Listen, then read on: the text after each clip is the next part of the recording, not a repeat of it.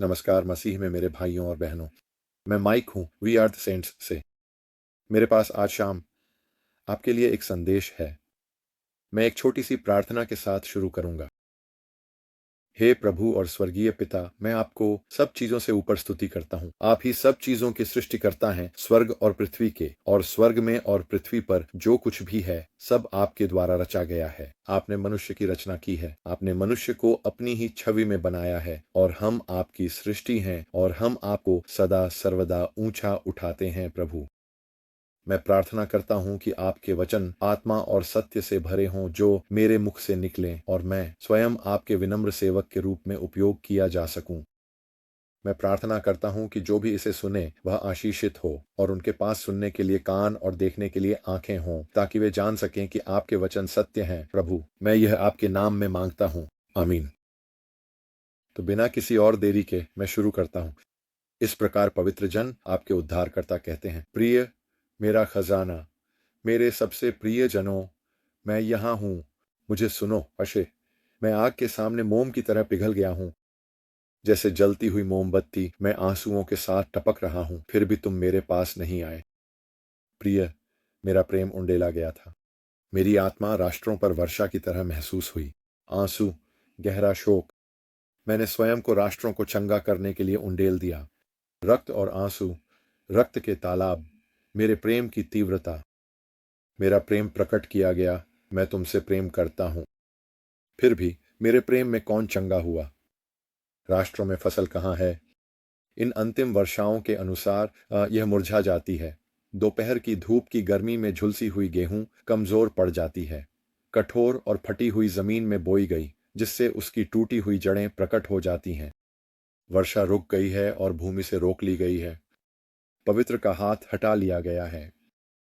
बंदी बच्चे उन पुरुषों के घमंड और अहंकार में जकड़े हुए हैं, जिनके दिल मुझसे दूर हैं। वे परमेश्वर और उसके मसीह के विरुद्ध कटु शत्रुता की दुनिया से बंधे हुए हैं।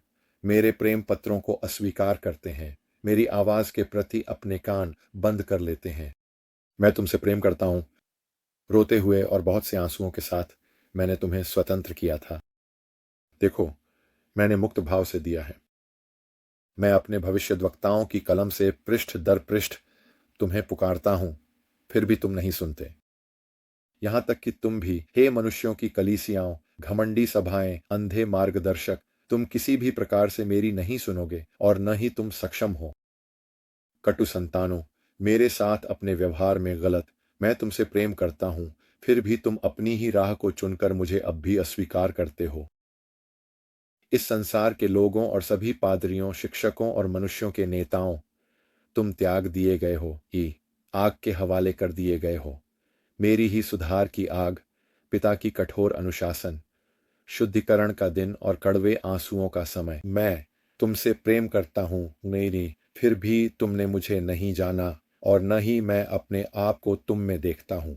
हमारे दिल टूटे हुए हैं, क्योंकि मैं तुम्हारे दिलों को देखता हूं। प्रियजनों, मैं देखता हूं और जानता हूं। देखो, मैंने खोजा है और मैंने अपने में से एक भी अंश नहीं पाया। इसलिए पुकारो और अपने उद्धारकर्ता को बुलाओ, अपने सृष्टिकर्ता को मेरे नाम से पुकारो। अपने आप को त्याग दो, इस संसार को छोड़ दो और आग के बीच से मेरी ओर दौड़ो, और मैं जलन की तपिश में तुम्हारे साथ बना रहूंगा, जब तक कि जो होना चाहिए वह पूरा न हो जाए और तुम शुद्ध होकर बाहर न आ जाओ।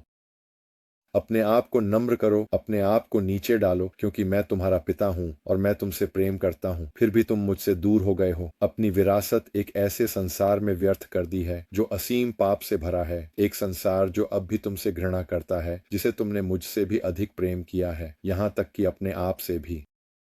और इसलिए मैंने अपने भविष्यद्वक्ताओं की कलम से तुम्हें पृष्ठ दर पृष्ठ लिखा है, हर प्रकार की भाषा और साधनों से तुम्हें पुकारा है, युगों युगों तक तुम्हें बुलाया है।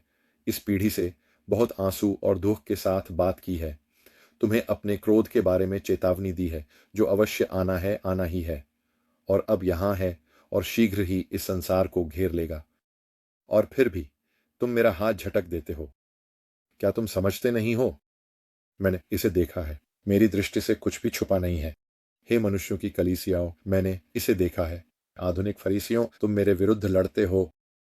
तुम अपने पूर्वजों के परमेश्वर, एकमात्र सच्चे परमेश्वर के विरुद्ध लड़ते हो। और जो कुछ भी तुमने उनमें से किसी एक के साथ किया है, जिन्हें मैंने तुम्हारे पास भेजा, चाहे वह वचन में हो या कर्म में, वह तुमने मेरे साथ किया है। फिर भी मैं तुमसे प्रेम करता हूँ। मेरा हृदय फटा हुआ है, एक दरार जो बढ़ती जा रही है, हाँ, एक दरार को जो तुमने बनाई है। तुम स्वयं को मुझसे क्यों अलग कर रहे हो? क्योंकि मुझसे अलग होकर तुम कुछ भी नहीं कर सकते। मुझसे अलग अंधकार है, घना अंधकार और मृत्यु है। समय बीत चुका है प्रियजनों, मेरी दुल्हन चुनी जा चुकी है और पहली चुनाव हो चुका है। गठरियां तैयार हैं और अपनी अपनी जगह पर रखी गई हैं। इसलिए मैं तुमसे कहता हूं, जब तुम मुझे दिन में ढूंढो तो अब अपने आप में या मनुष्यों द्वारा बनाई गई कलीसियाओं में मत ढूंढो। देखो, वे सभी गिरा दिए जाएंगे वो, क्योंकि उनमें मैं नहीं बसा हूं। मैं मनुष्यों के हृदयों में वास करता हूं। और जब अंधकार छा जाएगा और तुम्हारी आंखों में आंसू भर आएंगे, और एक कड़वी वर्षा जो अत्यंत टूटे हुए हृदय से निकली है, एक आत्मा जो सच्चाई के बोझ से कुचली गई है, तब दौड़ो और मेरे प्रकाश स्तंभों, मेरे गवाहों को खोजो, क्योंकि वे तुम्हें अग्नि तक ले जाएंगे। और मैं तुम्हारे साथ रहूंगा, तुम्हारी यात्रा में तुम्हारा साथ दूंगा। यह यात्रा सेवा और महान कठिनाइयों की है, बहुत से आंसुओं और गहरे दुखों की। हर ओर पीड़ा है, लेकिन प्रेम और आशा का पक्ष भी है जो बड़ी विपत्ति के बीच में है। इसका अंत एक महान भीड़ को मेरे प्रेम में ले आएगा, जहां हर सेवक अपने पड़ोसी के पैर धोता रहेगा, जब तक मृत्यु आकर तुम्हें मुक्त नहीं कर देती। मेरे प्रेम में डूबे हुए एक क्षण में चंगे हो जाएंगे, महिमा में फिर से गढ़े जाएंगे, मेरी छवि में पुनः निर्मित होंगे और मेरी जीवन में पूरी तरह सहभागी बनेंगे। क्योंकि जितनों से मैं प्रेम करता हूं, उन्हें मैं ताड़ना और अनुशासन देता हूं, जिससे मेरी महिमा की स्तुति में बहुत धन्यवाद अर्पित किया जाए। जैसा लिखा है वैसा ही होगा। इसलिए मेरी राहों पर विश्वास रखो, क्योंकि केवल मैं ही राजा हूं, मुझसे अलग कुछ भी नहीं है। यहोवा ऐसा कहता है। भाइयों और बहनों, फिर से मैं जो इतने सारे संदेश ला रहा हूं, उनमें एक सामान्य विषय है। कृपया इसे प्रार्थना में अपने साथ लेकर जाएं। इस पाठ में कई बार शास्त्र का उल्लेख किया गया है। प्रभु का वचन, यदि आप खोजें तो इससे भरा हुआ है। मैं अब आपको आशीर्वाद देता हूं और आशा करता हूं कि यह किसी के दिल से बोला गया होगा।